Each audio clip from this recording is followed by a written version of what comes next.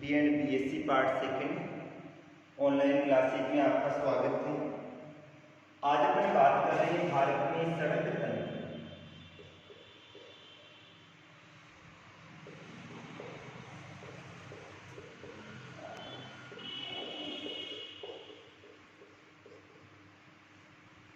अपन परिवहन की बात कर रहे थे और परिवहन की बात करें तो सड़क प्रणाली परिवहन के साधनों के आधार पर छोटी दूरी हेतु सबसे सुगम साधन है और सबसे सस्ता साधन है। परिवहन के साधनों के अंतर्गत अध्ययन करें तो छोटी दूरी हेतु परिवहन का सबसे सुगम तथा सस्ता साधन कौन सा है? सड़क परिवहन है। अपन ने अध्ययन किया था रखरखाव के आधार पे और निर्माण के आधार पे सड़क तंत्र को 5 भागों में बांटा गया था। आज अपन बात करते हैं प्रधानमंत्री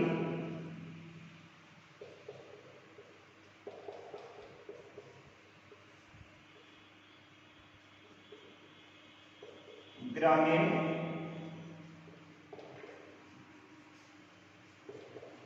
सड़क योजना। प्रधानमंत्री ग्रामीण सड़क योजना जिसको क्या कहता है, क्या कहा जाता है? PMGSY। प्रधानमंत्री ग्रामीण सड़क योजना का मतलब होता है ग्रामीण क्षेत्रों में लोगों को रोजगार उपलब्ध करवाने हेतु और ग्रामीण क्षेत्र में अवसंरचनात्मक विकास हेतु, ग्रामीण क्षेत्र के लोगों को रोजगार उपलब्ध करवाने हेतु और ग्रामीण क्षेत्र में अवसंरचनात्मक विकास हेतु सड़कों का निर्माण किया जाता है ताकि ग्रामीण क्षेत्र में लोगों को रोजगार भी उपलब्ध हो जाए और रोजगार के साथ में वहां का अवसंरचनात्मक विकास भी हो जाए।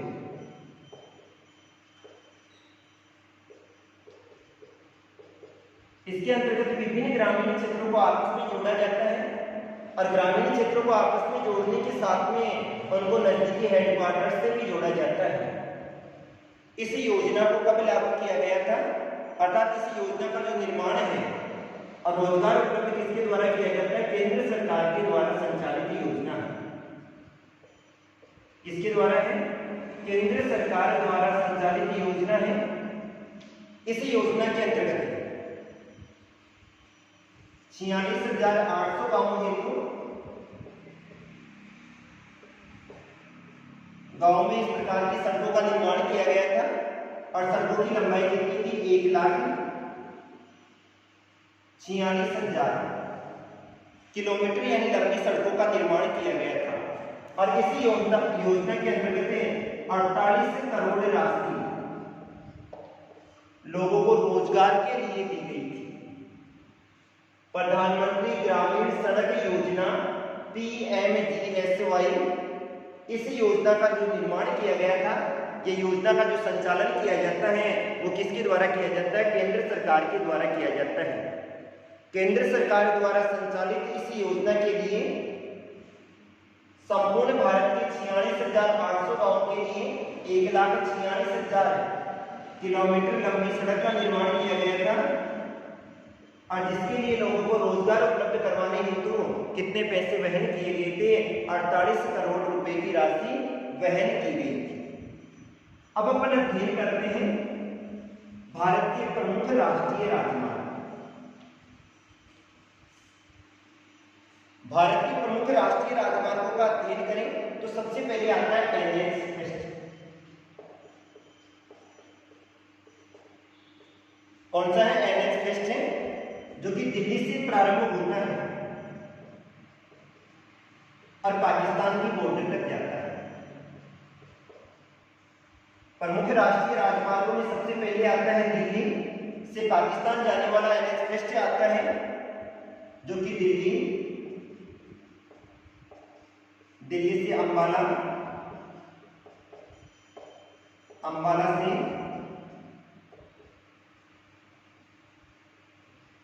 जालंधर जाता है और जालंधर से अमृतसर होता हुआ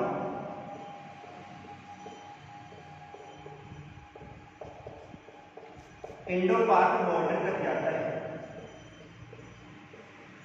भारत का सबसे महत्वपूर्ण राष्ट्रीय राजमार्गों में सबसे पहले अपन NH को लेते हैं, जो कि दिल्ली से प्रारंभ होता है। दिल्ली से प्रारंभ होकर अंबाला जाता है, अंबाला से जालंधर जाएगा, जालंधर से अमृतसर जाता है और लास्ट में कहा जाता है इंडो पाक बॉर्डर कर जाता है। दूसरा आता है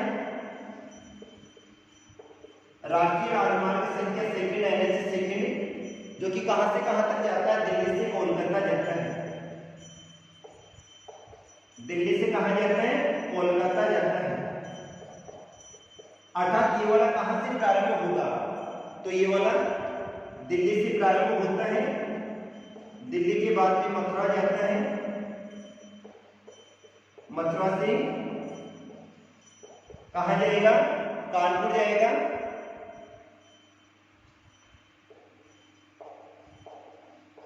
इलाहाबाद, इलाहाबाद से वाराणसी और वाराणसी से कहां जाता है, कोलकाता जाता है। इसके बीच वाले क्षेत्र में यहां पर कौन सा आ जाएगा, आगरा। तो NH सेकंड राष्ट्रीय राजमार्ग सेकंड, जो कि कहां से प्रारंभ होता है, दिल्ली से प्रारंभ होता है, कहां तक जाता है, कोलकाता तक जाता है। दिल्ली से ये वाला मथुरा जाता है, मथुरा से आगरा, आगरा से कानपुर, कानपुर से इलाहाबाद, इलाहाबाद से वाराणसी होते हुए कहां तक चला जाता है, कोलकाता तक जाता है। अर्थात दिल्ली से कहां जा रहा है, कोलकाता तक जा रहा है। इसके बाद में आता है NH थर्ड। NH थर्ड राष्ट्रीय राजमार्ग संख्या थर्ड, जो कि कहां से जाता है, आगरा से मुंबई जाता है।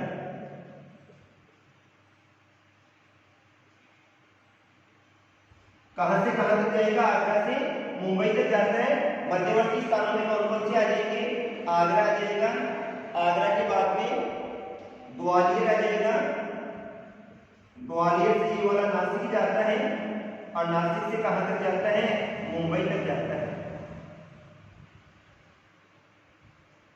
राष्ट्रीय राजमार्ग संख्या थर्ड, जो कि आगरा से कहां तक जाता है, मुंबई तक जाता है। आगरा से प्रारंभ होता है, आगरा से ग्वालियर जाएगा, ग्वालियर से नासिक जाता है, नासिक से कहां जाता है, मुंबई की ओर जाता है।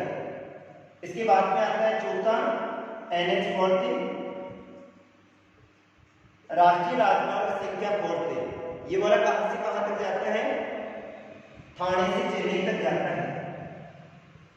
थाने से कहां तक जाता है, चेन्नई तक जाता है। अर्थात मध्यवर्ती स्थानों में कौन कौन से आ जाएंगे, थाने आ जाएगा,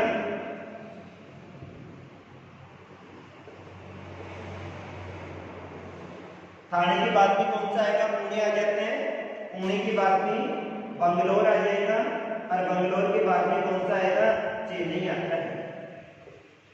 राष्ट्रीय राजमार्ग संख्या 4, जो कि कहां से कहां तक जा रहा है, थाने से कहां तक जा रहा है, चेन्नई तक जा रहा है। थाने से प्रारंभ हो रहा है, पुणे तक जा रहा है, पुणे के बाद में बेंगलोर और बेंगलोर से सीधा कहां चला जाता है, चेन्नई की ओर चला जाता है। इसके बाद में आता है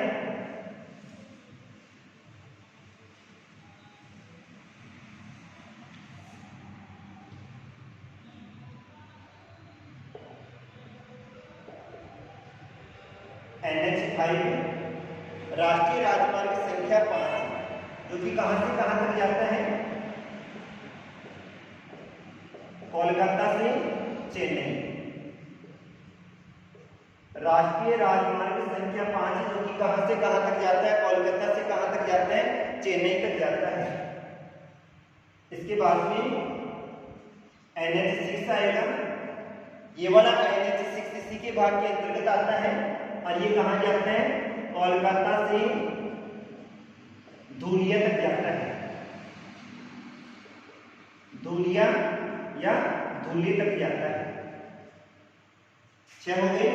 7 NH 7, जो कि जबलपुर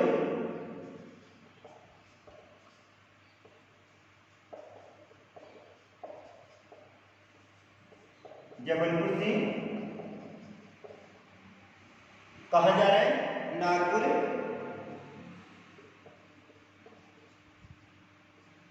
हैदराबाद, जबलपुर, जबलपुर से नागपुर, नागपुर से हैदराबाद, बंगलोर,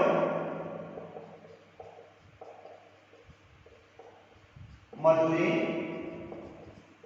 और मदुरै से होता हुआ कन्याकुमारी तक जाता है। राष्ट्रीय राजमार्ग संख्या 7 जो कि भारत का सबसे लंबा राष्ट्रीय राजमार्ग है, जबलपुर से प्रारंभ होता है। जबलपुर से ये वाला नागपुर जाता है, नागपुर से हैदराबाद जाएगा, हैदराबाद से बेंगलोर, बेंगलोर से मदुरै जाता है और मदुरै से कहाँ तक जाता है, कन्याकुमारी तक जाता है, जो कि भारत का सबसे लंबा राष्ट्रीय राजमार्ग है। इसके बाद में आता है NH8 जो कि दिल्ली से प्रारंभ होगा, जयपुर से कहा जाएगा, अजमेर। ये वाला जो अपने पास समीपवर्ती क्षेत्र में आता है। फिर इसके बाद में उदयपुर से अहमदाबाद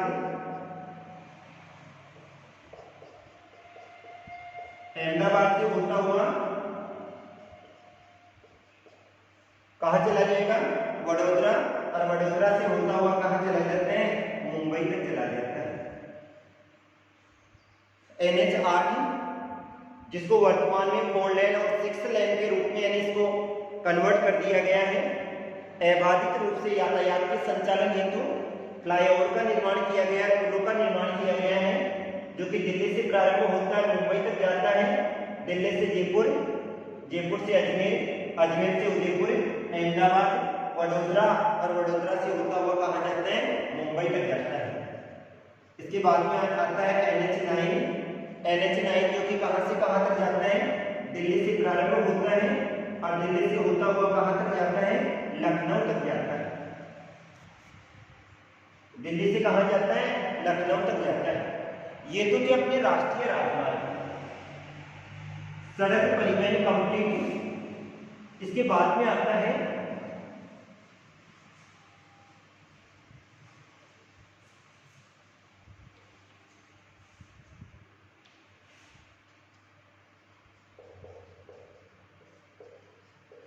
भारत में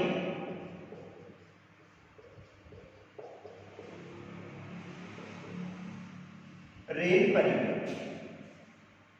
अगर अपन रेल परिवहन की बात करें, इसको अपन स्थल परिवहन के अंतर्गत लिया जाता है और देश का सबसे बड़ा प्रतिष्ठान माना जाता है। रेल परिवहन जिसको भारत का सबसे बड़ा प्रतिष्ठान माना जाता है, सबसे अधिक लोगों को रोजगार उपलब्ध करवाने वाला प्रतिष्ठान माना जाता है। अर्थात ये वाला सबसे अधिक लोगों को रोजगार उपलब्ध करवाता है, सबसे बड़े प्रतिष्ठान के अंतर्गत लिया जाता है। भारत की पहली रेलगाड़ी का अध्ययन करें।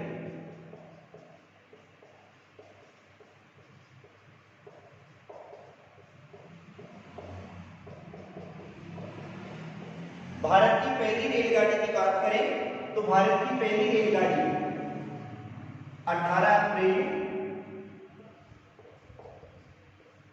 कब चली थी? भारत की पहली रेलगाड़ी 18 अप्रैल सन 1853 को चली थी। 18 अप्रैल सन 1853 16 अप्रैल है। भारत की जो पहली रेलगाड़ी है वो 16 अप्रैल सन 1853 को चली थी और ये वाली कौन से 2 स्थानों के मध्य चली थी? मुंबई से ठाणे के मध्य चली थी। भारत की पहली रेलगाड़ी जो कि 16 अप्रैल सन 1853 को चली थी, मुंबई से ठाणे के मध्य चली थी और कितनी चली थी? 34 किलोमीटर चली थी। भारत की पहली रेलगाड़ी जो कि 16 अप्रैल सन 1853 को चली थी, मुंबई से ठाणे के मध्य चली थी और कितनी दूरी तय की थी? इसने 34 किलोमीटर की दूरी तय की थी। ये तो पहली रेलगाड़ी है। इसके बाद में भारत की दूसरी रेलगाड़ी का अध्ययन करें तो 1854 में चली थी।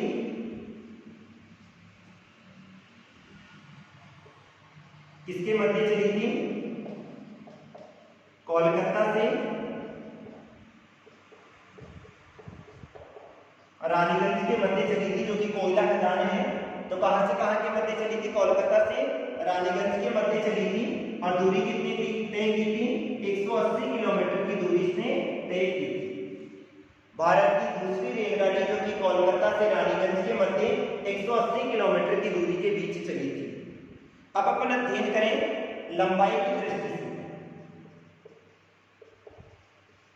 लंबाई की दृष्टि से अध्ययन करें, विश्व की बात कर रहे हैं तो विश्व में पहला स्थान तो किसका आता है रेलवे तंत्र की लंबाई के आधार पे? अमेरिका,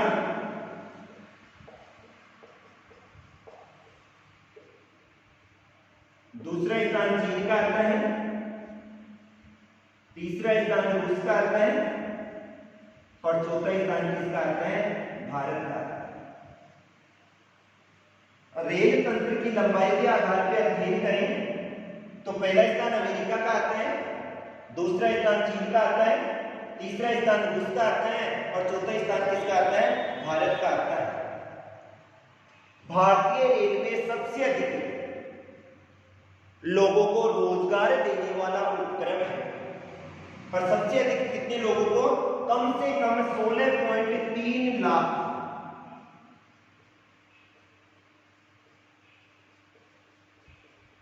लोगों को क्या उपलब्ध करवाता है?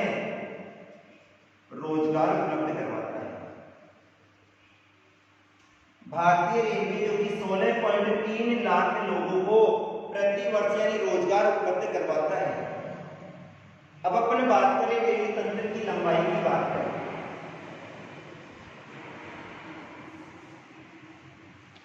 भारत में रेल तंत्र की लंबाई का अध्ययन करेंगे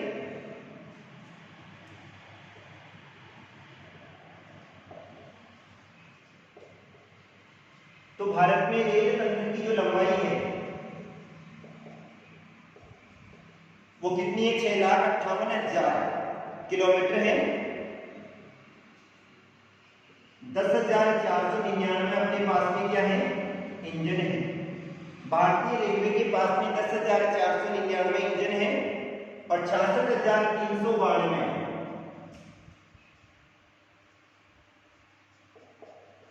यात्री डिब्बे हैं। भारतीय रेलवे का अध्ययन करें तो भारतीय रेल तंत्र की लंबाई 6,58,000 किलोमीटर पाई जाती है और जिनके पास में 10,499 तो इंजन है, 66,392 ये क्या है? यात्री डिब्बे हैं। भारतीय रेलवे को 16 जोन में विभाजित किया जाता है। जोन भी कहा जाता है और रेल मंडल भी कहा जाता है।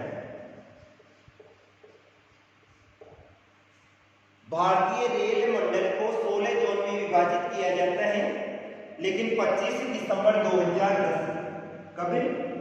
25 दिसंबर 2010 को इसमें कोलकाता मेट्रो को सम्मिलित कर लिया गया था।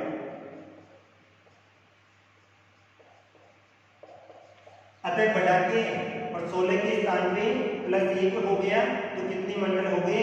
17 मंडल आ गए। कितने हो गए? 17 हो गए। भारतीय रेल मंडल को कितने जोन में विभाजित किया गया? तो 16 जोन में विभाजित किया गया है, लेकिन 25 दिसंबर 2010 को कोलकाता मेट्रो को इसमें सम्मिलित कर लिया गया है और इसके बाद में वर्तमान में कितने हो गए? 17 जोन हो गए। अब अपन रेल मार्गों का अध्ययन कर रहे हैं।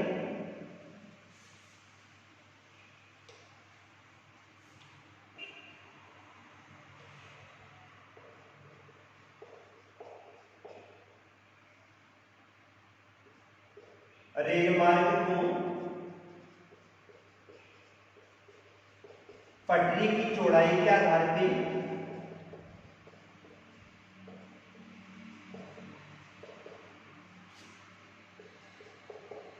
तीन भागों में बांटा गया है।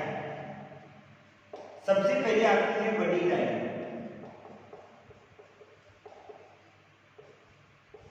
बड़ी लाइन जिसको क्या कहा जाता है? ब्रॉड गेज भी कहा जाता है।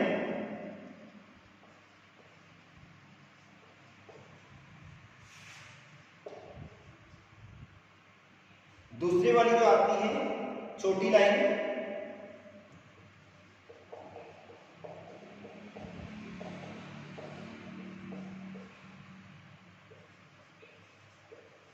जिसको मीटर गेज कहा जाता है।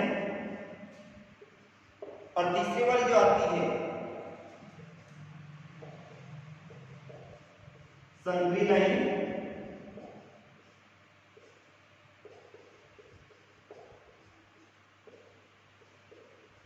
जिसको नैरो गेज कहा जाता है। रेल मंडल को चौड़ाई के आधार पर 1.676 आ जाएगा, दूसरी वाली भी 1 मीटर आ जाएगी। तीसरी वाली भी क्या होता है, अलग अलग होती है। वैसे जनरल में भारत का रेल करीब 0.610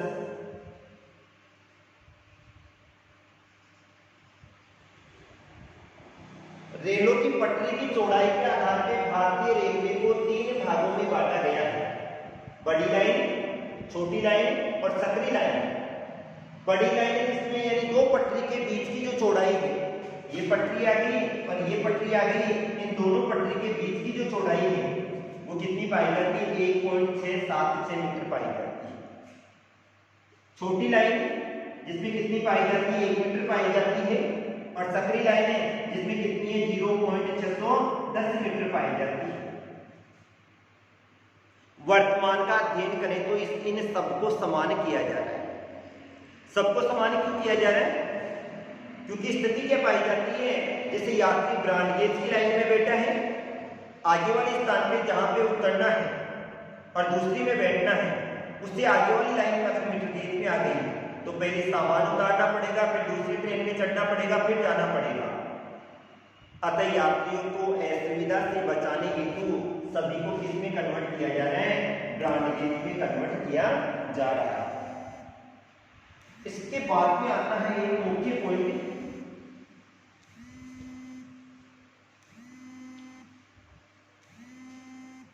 वो आता है कोंकण रेलवे।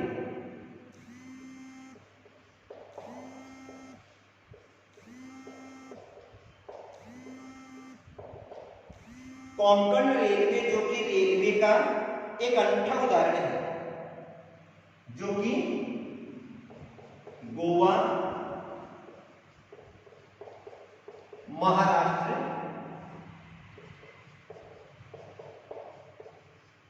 और कर्नाटक इनको आपस में जोड़ता है। कोंकण रेलवे जो कि रेलवे का एक अनूठा उदाहरण है, जो कि गोवा, महाराष्ट्र और कर्नाटक को आपस में जोड़ने का कार्य करता है। मार्च सन 1950 में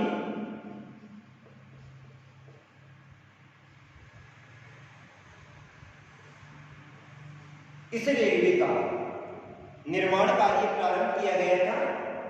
और इस रेलवे का जो निर्माण कार्य है, इसकी जो लंबाई है महाराष्ट्र के रोहा से प्रारंभ होता है और रोहा से कहां तक जाता है, मंगलोर तक जाता है। ये वाला महाराष्ट्र के रोहा से प्रारंभ होता है और मंगलोर तक जाता है और 760 किलोमीटर की दूरी तय करता है। अब इसको किस प्रकार से अनूठा माना जाता है, तो इस रेल मार्ग में 92 सुरंगें आती हैं। लंबाई तो कम ही है, लेकिन इसमें 92 सुरंगें आती हैं। 189 क्या आ जाते हैं, बड़े पुल आ जाते हैं। 1819 क्या आ जाएंगे, छोटे पुल आ जाते हैं। 56 क्या आ जाएंगे, रेलवे स्टेशन इसके अंतर्गत आ जाते हैं। और 288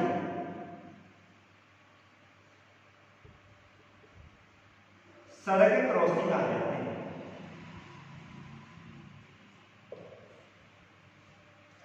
कोंकण रेलवे जो कि रेलवे का एक अनूठा उदाहरण है, जो कि गोवा से महाराष्ट्र, महाराष्ट्र से कर्नाटक अर्थात रोहा से बेंगलोर तक 760 किलोमीटर की दूरी में फैला हुआ है। लेकिन इसमें 92 सुरंगें आ जाती हैं, 189 बड़े पुल आ जाते हैं, 1819 छोटे पुल आ जाते हैं, 56 रेलवे स्टेशन आ जाते हैं और 288 के आ जाते हैं सड़क क्रॉसिंग आ जाते हैं। इस पर 6.5 किलोमीटर लंबी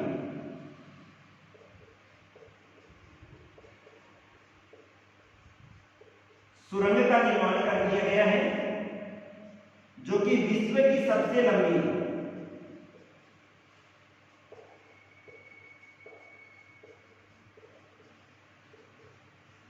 रेलवे सुरंग है। विश्व की सबसे लंबी रेलवे सुरंग का निर्माण इसी पर किया गया है।